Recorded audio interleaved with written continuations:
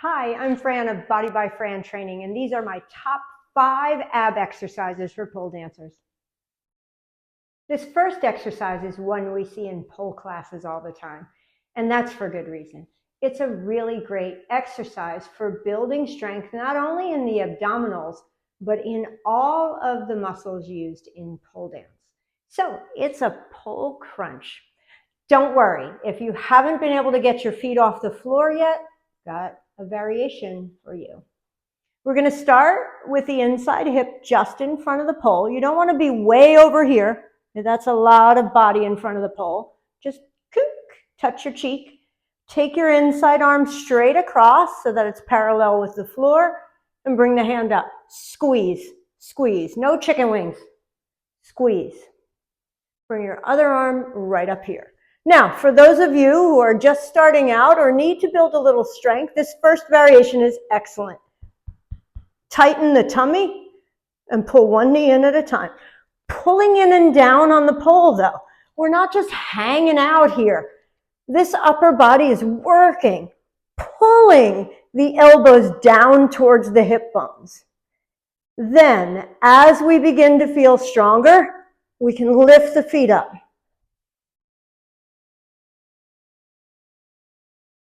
And as that becomes easier, we can set the legs out and crunch from there. For those of you that are a little more advanced, make sure you do both sides. Everyone. But for those that are a little more advanced, you can begin to add things like straddles and pikes. Exercise number 2 is a modified hollow body hold. Now, hollow bodies are really hard for me because I have a bit of an anterior pelvic tilt. My butt sticks back and my tummy likes to flop forward. A lot of us have that, and that makes moves on the pole a little more challenging. Everything from Aishas to inverts. If your back is arched, it's going to be really hard to get into them. So this is a great exercise for you to use to strengthen if that's your problem as well. Now, I'm going to take my back, and you can see I can get my hand all the way under. This is my natural curvature of the spine. And now I'm going to crush my hand. Boom. Right? No room anymore. Nice and tight. I'm thinking of bringing the bottom of my hip bones together. Right there. Arms come up by the ears.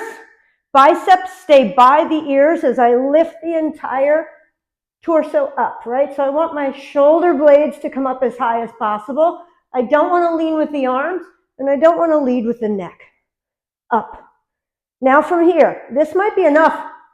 I'm feeling this and I'm shaking. Extend one leg, hold.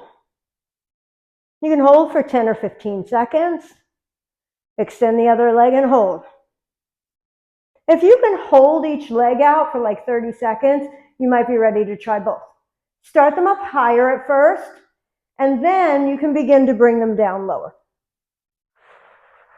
That's a real struggle for me.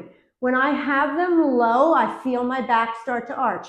So if you feel this start to lift up, check your ego at the door, come back in, and go to the modified or variation of one leg. There's nothing wrong with this. You're working. I'm working here. This is a challenge for me, and I love it. Give those a try, and let me know what you think. This next exercise is one of my personal favorites, and I always used it in group fitness classes that I've taught for 30 years. But it has a really great place in conditioning for pole dancers, and it's a side V-up.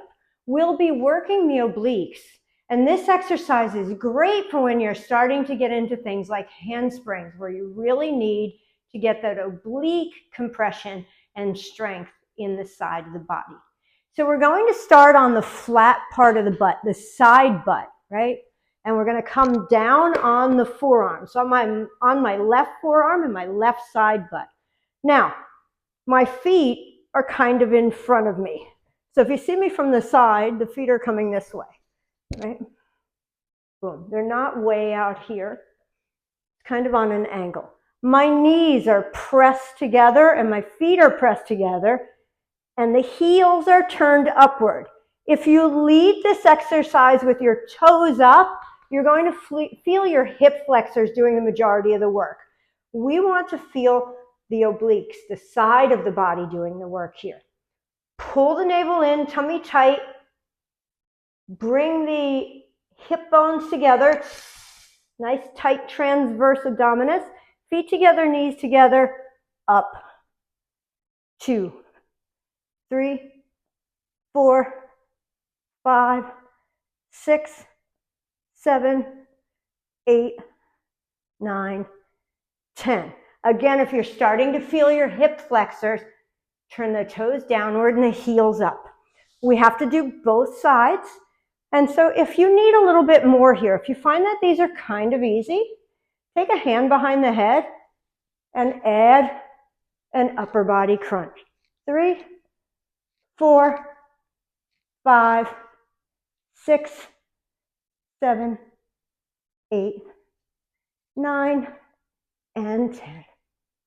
This next exercise is also really great for creating that hollow body so that your back isn't arching really hard in some moves on the pole. You can use a rubber bandits band. Mine is really light, but you don't need one if you don't have it. This just gives you sort of a tactile cue so that you know that you're pushing hard enough into the band. If you'd like to buy these, you can use the code BBFRAN, all capitals, at rubberbandits.com. They've got a great pack for pole dancers that has all different size bands in it. Highly recommend. All right, so you're going to take your band, or not. If you don't have a band, you do the same thing without the band. I've got my hands in, the band is at my lower back. Hands directly under my shoulders and knees under hips. Now I'm going to let my back arch, lift my chest, and now I'm going to squeeze between my hip bones, the transverse. Pull that in, pull up on the pelvic floor, and flatten my back against the band. And then release. Flatten and release. Be careful that you're not just using your butt muscles to round up, right? See what I'm doing here? We're not humping anything. It's the transverse abdominis, the lower abs, and the pelvic floor. Pushing up and in. Over gripping with the glutes is not going to help you.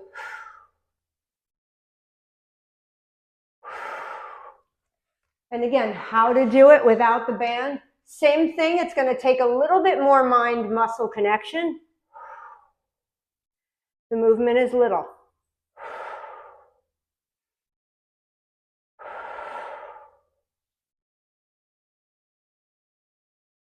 For this last exercise, we're going to be using our pole once again. If you don't have a pole at home, you can grab onto the bottom of your couch or the leg of a chair or something as well. This is just a lying pole crunch, so it's very similar to what we did in exercise number 1. Only we're going to be grabbing onto the pole in a double cup grip, meaning both thumbs and fingers on the same side of the pole, and we're going to be pulling the elbows in and down, just as we did in the first exercise.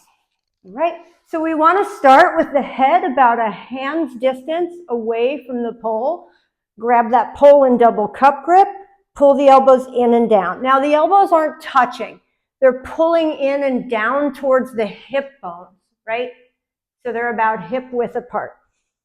From here, I'm going to bring my heels as close to my butt as possible and tuck myself up as tightly into a ball as I can.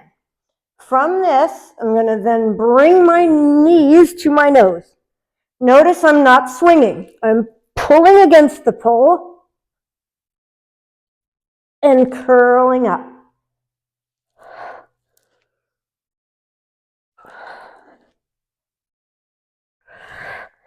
If this feels easy, try it with one arm.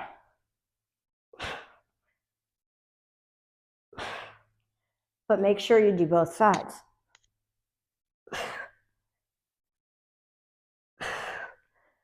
That's going to feel much harder. And you'll feel the connection between the muscles under the armpit and down into the abdominals and even the hip flexors. I hope you enjoyed my top 5 ab exercises for pole dancers. If you'd like more strength and conditioning exercises, join me for my signature program, Pole Body Bootcamp, where there's 12 targeted strength and conditioning workouts to help you with everything from climbing to handsprings and everything in between. I'm Fran of Body by Fran Training. Train smarter, not harder.